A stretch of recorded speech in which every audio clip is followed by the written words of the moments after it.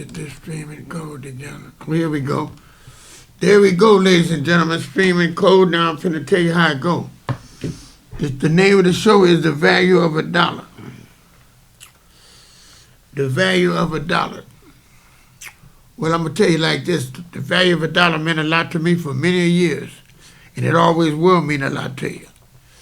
And you know what? It always will be something that you have to look at as really, really, really taking interest in. Because you have to look at it like this. You have to realize that money is not everything, but money is a lot of things. You know what I'm saying? You can't be happy without it, but you have to have some money, because money is like this. You have to have some type of money to live. You understand me? To buy food, to buy clothes, to buy the things that's necessary, right? Because you have to have clothes to go up, to dress, put clothes on your back. You know, you don't have to have a lot of clothes, just something to wear to go out there and, you know what I mean, don't be naked. And to be clean, you know, wash the clothes, enough clothes to wash some again, you know. The bare necessities of life is what is essential according to being happy. But having a lot of money, some people put too much money, emphasis on money, and have more than they can spend, and then they're just being selfish because they're putting all interest in money. They're not having a balanced life. They're not being happy and having a balanced life because they're not being nourished through all aspects of life, like love, physical, nutrients, all the things that you need, you know, fresh air. You know, you need all these different things balanced out, you know what I'm saying, to be happy. Friendships,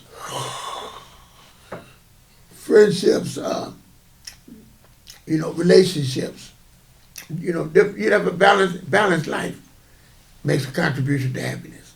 When you're happy, when you have a balanced life, when you balance your life out, you seem to be a happier person. You dig? And that's what a lot of people don't understand. Because when you're dressing, you have to dress as you're blessed, match as if you are, you know. Well, you don't have to do all of that. You don't have to do all that. That's something I do. But you do have to understand me, be on the pursuit of, happiness rather than the dollar. But the dollar is something that, you know, what do you value? How do you value? What do you value money? And if somebody said, in what place would you put money? If you wanted to be happy, or would you want to have a lot of money? Well, I'd like to have happiness, but I'd like to have, you know, a sufficient amount of money to be happy with. You know, a lot of money would be nice, so you could travel as much as you wanted to, buy clothes, buy things. Well, you didn't have to worry about money, you know what I mean? When money was worth, you didn't worry about it. But you was also happy, you know. And you can have so much money where you could be happy. But if you have too much money, it takes away your happiness, because you have to. It puts worry in the place of worry, and then you be stressing about different things. You know what I'm saying. And you know, you can't trust people. You know what I mean. When you have too much money, because people are around you for that reason. It's just a lot of problems sometimes money could make if you're not confident and sufficient enough to be that type of person. You know. To know how to carry yourself with money. Manage money, you got to know how to manage money. You know, hold on to money. You take so much money and you know how to live off that money where you never be broke. You always have enough money to hold on to where you're never broke. Manage money, that's a good thing to do, is know how to manage money. When you know how to manage money, you can be happy because you know how to manage your money. You live amongst your means. If you're not managing your money, however much you get, you're not going to be happy because you're running out of money, or you're stressing because you're trying to get more money. You know what I'm talking about? So you have to be able to manage your money and control your life in order to be happy. You have to have control of your life. You understand? And a lot of people don't control their money. They could gamble, or they could, anytime you're not in control of your life. If you're gambling, you're on drugs, or you're drinking, or whatever that is, and you're doing it beyond moderation, you're not going to be in control of the situation. And when the situation is out of your control, you're not going to be happy, and you're not going to be managing and handling your money properly. And it's not, that's why I mean, it's not the amount you have, it's how you manage what you do have, Because you can make a little bit of money, less money go a long way, and then everybody else can have way more money, and they don't know how to manage it. They're always broke with it. So it's all depend on how you spend your money, what you do, and what kind of habits you have. As far as, when it comes to that, because you see people complaining about not having enough money. But then when they get money, they spend it like they're rich. They go to an expensive restaurant. They go to here, they go to there. They spend $40, $50 on something to eat for lunch, right? I mean, they do this regularly all the time. It's a habit of doing that for $50, $60, $70, $80, $100 a day. You spend that kind of money. It's not a lot of money, but then to somebody that doesn't have a lot, it is. But they can take a person that has not as much, and they can say if they went to McDonald's and went to Burger King, they might have got a $5 deal. It might not be the healthiest meal, but as far as economizing and being economized, as far as eating right. You know what I'm saying? You could go get a salad at McDonald's for $1 something, $2 or whatever, and then get a $2 or $3 hamburger. And you put the health in with that with the situation, and you're still economizing on a low budget, a healthier, lower budget. You just have to pick your way of eating, economizing when it comes to that, and getting your health into as well. But I'm just saying. You take a person that's eating $50, $60, $70, $80 a day, or spending that kind of money on food and on people. They have the money, they do that, but they don't never spend money on themselves. They never buy themselves anything, but they spend their money always on somebody else. But they have the money, they have it. They have it like that, So they spend it, and they're happy to a degree because they're doing what they want to do. They may have one pair of shoes and one coat, but they're happy because they do have money. They're not broke. They're not begging. They're not asking. They're not being without. So they're happy. They can actually honestly be happy because that's why I say financial situation contributes to your happiness. You have to have a certain amount of money, but you have to know how to manage your money. You can't be running around getting the same amount of income somebody else get, but you're throwing your money away. Well, it's not throwing your money away. It's living beyond your means. Is giving your money away. When you're living beyond your means, a lot of people don't understand what living beyond your means is. When you live beyond your means, you're not managing your money. The value of $1. You got to realize the value of $1. What the value of money. You see, the value of money. You have to look at it from what it is now and what it was then. Now, when I come up, you had the penny pinch and do all that kind of stuff to manage your money when you didn't have a whole lot. Because you could get a whole lot one day and the next day you may not. So you had to know how to manage. Managing was very important because sometimes you get money, a lot of money, then sometimes you'll be without money. That was the life of a hustler, of a player. So you have to know how to manage that money. You don't spend all your money. You never get broke spending all your money.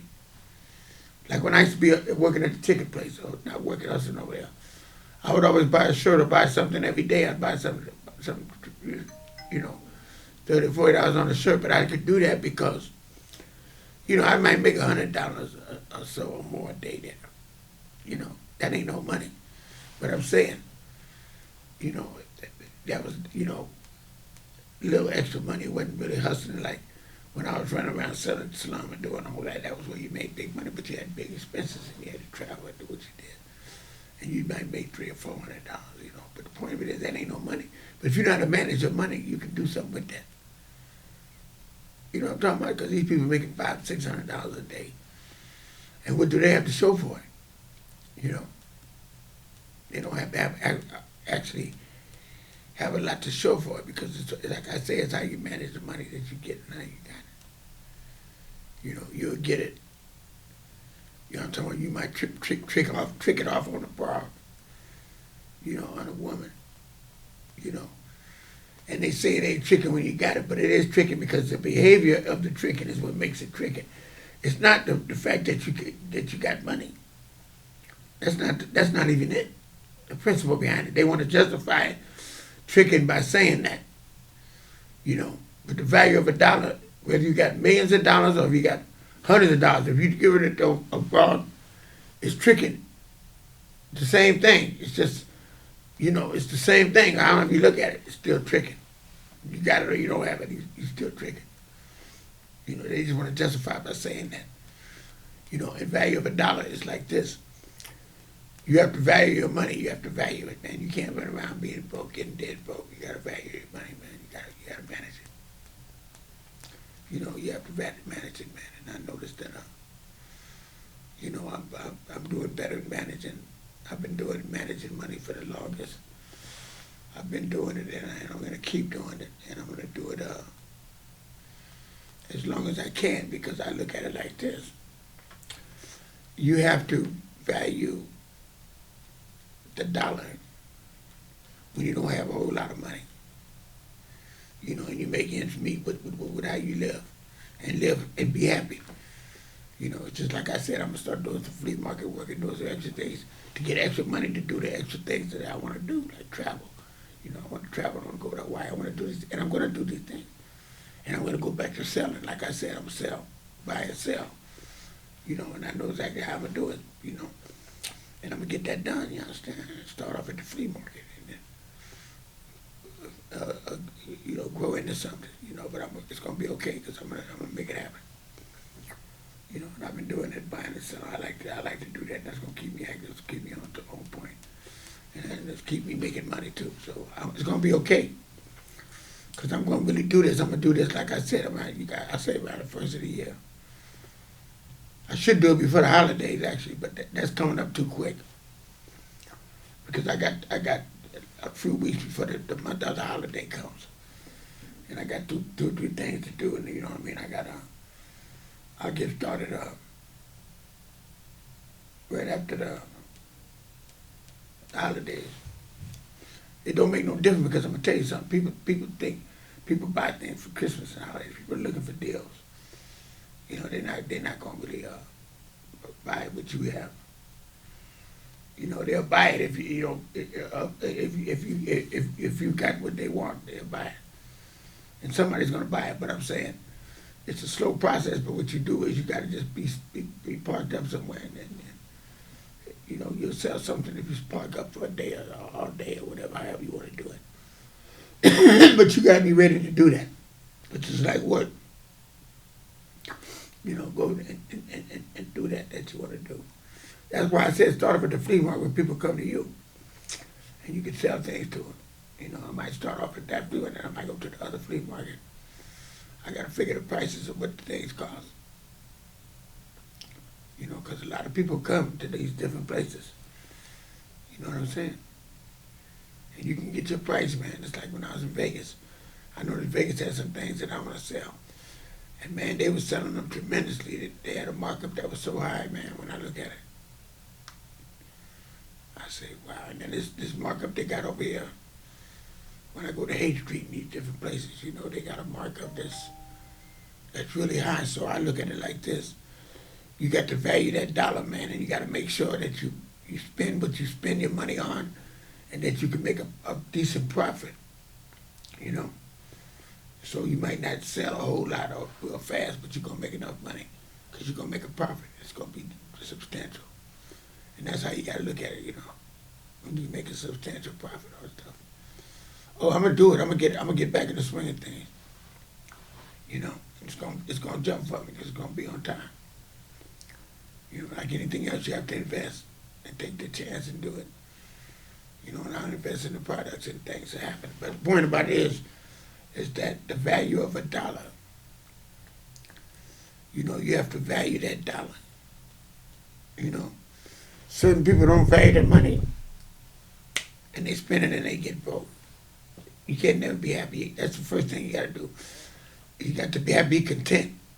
You have to have an income. You have to have a job. And then, you know, it's not, you know, and you got to live moderately. You can't be living extravagantly. If you have that kind of money, then you can live a certain way. But don't let that be the reason why. Don't let that be the reason for your happiness or for your situation. Don't let that be the reason. Never let that be the reason.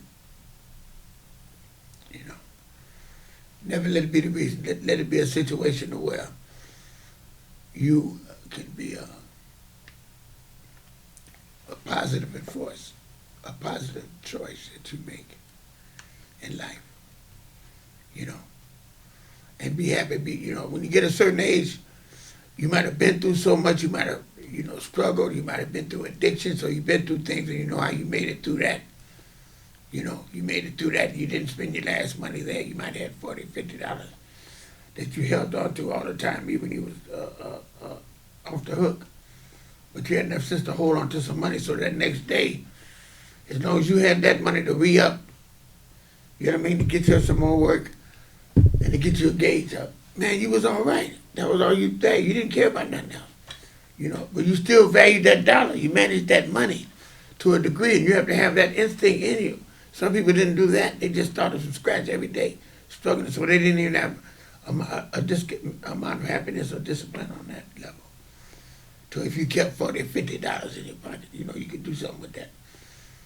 You know, and you couldn't get a room with that money, but you could, you could get your gauge up. You could go out there and hustle. You could have your work, get your work together, so you can go up there and get you a bankroll. You have enough money to get a bankroll. Get you a certain amount of money every day where you knock down some paper. You understand? And that's how you did it. But hustling ain't like it was. Like I said, when we was hustling, we was doing what we did. You know, it was a time and a place for everything. You know, and that dollar has less value now than it did then. Everything is so expensive now. Everything is gone up. Things are so expensive. You know, when I was coming up, things were reasonable. You can get things that were reasonable, you know. And not only did you get things that were reasonable, you were also able to,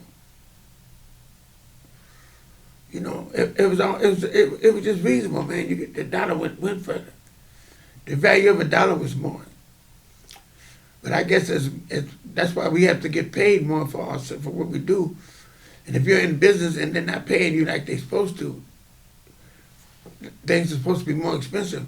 Well, then you can't be doing that. It don't work. That's why I said when I sit back in the business, selling things, I got to get more money, man, now than I was getting before. Because when you're barely making money, a profit, people don't want to pay nothing. You know, like I was getting watches, they want to give me $20 for a watch. That I damn near had to pay $10 for. Man, that ain't no money, man.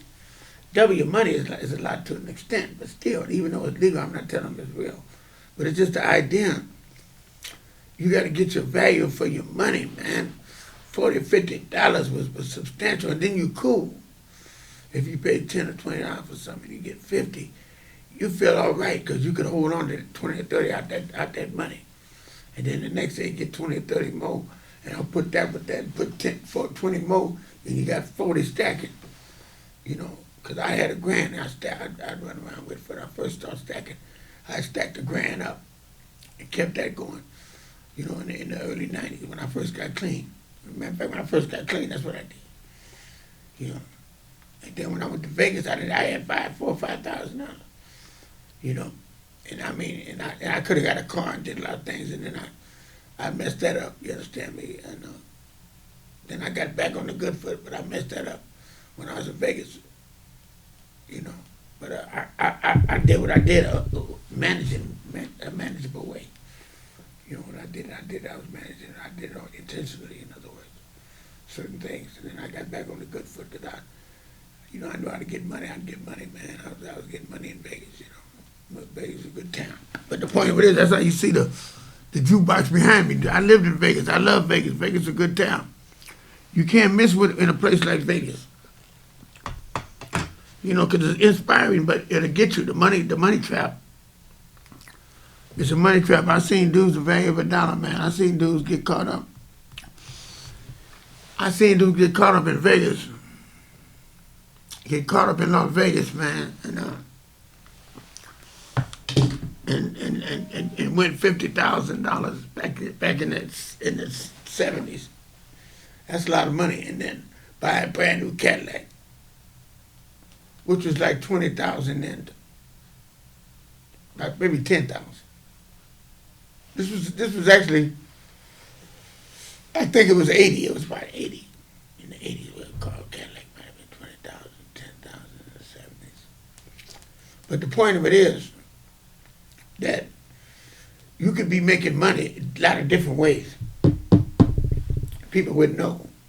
Because whatever you did, you was making money back then. You could make money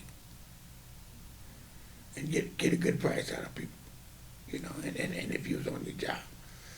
The value was different than, like I said, then a car costing that much. Now a car that costs $10,000 then costs you $100,000 now. So $100,000 today, you can't afford it. I mean, you got to really be making money, man. You got to really be making money. Like we was making money back then when we was making money. We was making money then. Like I said, whatever you did, you was making money, so you better get you a car like that. You get that car because that's the value of the money. The money was valued like that. You understand? So, it all worked out. And that's the reason why I'm telling you that when you grow up valuing money, like my parents, I see my parents, how they valued money. My mother did. She penny pinch, she did that. She knew how to manage money good. You know what I'm talking about? My father did the same thing. And I remember when I was in Clear Lake, I managed money good. I knew how to economize and I got me a nice wardrobe up there, different places I went, man, knew how to go to those stores. Man, hey, man, just, you got to start off early knowing how to be like that. It's a gift, something that you have. That's saying you knowing how to do that, that's one thing. And that all contributes to having knowing how to value money and be that way you can be happy with less money. Because other people that don't know that, they value the money, and money is a great part of their life. It's a great part of their life. They look at money as a great asset rather than a liability. And you shouldn't have money be everything to you. Money should be something that we should work on when you really think about it. You should work on your money situation if you don't know how to money management. If you don't know how to manage your money. It depends how much you have. If you have a whole lot, then and you're working for your money, you're working a job, whatever, then, you have to know how to save money so when you get laid off or something happens that you keep going, Yeah. When you get unemployment, you have to be able to make it to the next thing, jump off. It's like you say, you got to be able to manage. Manageability.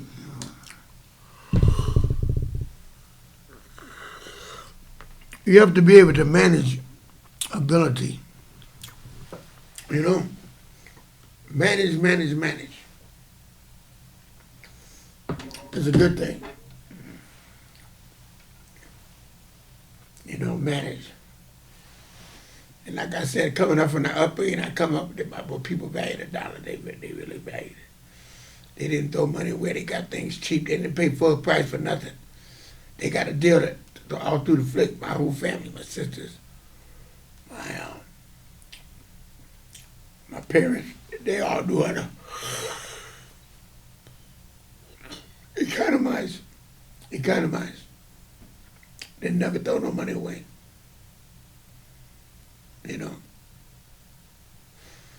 But if you got a good wife, and you might have been a man that messed up, and you got you a good wife, and she levels you out, then you sharpen up after two people that belong together.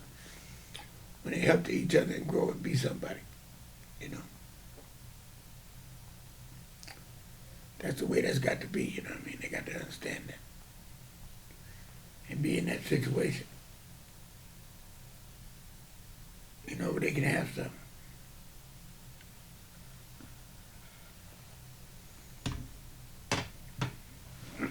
Well, he just had a Cadillac. That nigga just had a Cadillac. And like I said, some people chase money. Some people chase images. You know, they chase the image. They don't really know really what the situation is. That's why I said don't chase money. Chase money when you're younger. It depends on your value system, how you come up. You know, that's how you look at money differently. People look at money differently. It depends on their background, how their parents were, and different things. You know, what type of environment they came up in. And you know, that usually you get your values from your parents. You know, you get your value from your parents if your mother was a gold digger. If I was a provider, you know, it's different situations that put you in the area where you are. You know, you can't really get on that page. It's hard to do it. You know, it's really hard to think about that situation. You know, it's like a habit that you develop before you leave your place, before you leave home or wherever you might go or be, or wherever you might be. Yeah, I'm doing my show right now, so I'm in the middle. I got time on my show, a couple of minutes, so let me do this show. Come straight to my house. I'm sorry. I'll talk to you. Okay, be good. Come to my house. Anyway, ladies and gentlemen, that was a identification crisis. But anyway, that's the way it goes, you understand me? I just had to see what those people were talking about because things happen. But anyway, the thing about it is that value money. You have to value money. You have to be one to do that. If you don't value money, then you're not going to have a lot of it. You're not going to have a lot of it if you don't value it. You know, and not to be that you say some people look like they got more money and they don't have as much as the next person. The other person might have more. It's all on your upbringing, how you came up. Because I came up all the time. People always thought I had more than I had. All the time. All the time they always thought I had more than I had. Even when I had my cars, my jewelry, my clothes, they always thought I had more than I had. I always knew how to invest in what was important. You know, when I should have been investing in property and different things. You know what I'm saying? And really, really held on to it. You know what I mean? Because it's something to that. You know. Because you could take someone that's got a lot of property and a lot of things and borrow on the property and don't know how to manage their money right and be trying to live on the hog, high on the hog, you know what I'm saying? You ain't really making a lot of money. And you could have a house, you could have this, but you're going to be drawing equity trying to live in one house and spend money there and then trying to pay for the other house, you know, when you should sell one house and let it pay for the other house. And then that way you know what I'm saying? I'll rent things out, and in the long run, and when you get enough money from it, the equity gets enough money, and you get old enough where you want to travel and do what you need to do, you sell all that and live comfortable. See, that's making a wise choice. You do that when you make wise choices. You get property, buy and sell. You got to have money to do that. You know, and that's what it's all about. You know, you got to be able to do that. You know what I'm saying? And that's what it all amounts, what it comes down to. You know, when you break it all down. Yeah, you gotta see what that's all about when it comes all down to a situation. Let me see where we at. We're on 30 minutes. Okay, ladies and gentlemen, this concludes my show. I'm gonna have to let you know that I have to go because that's the way it is.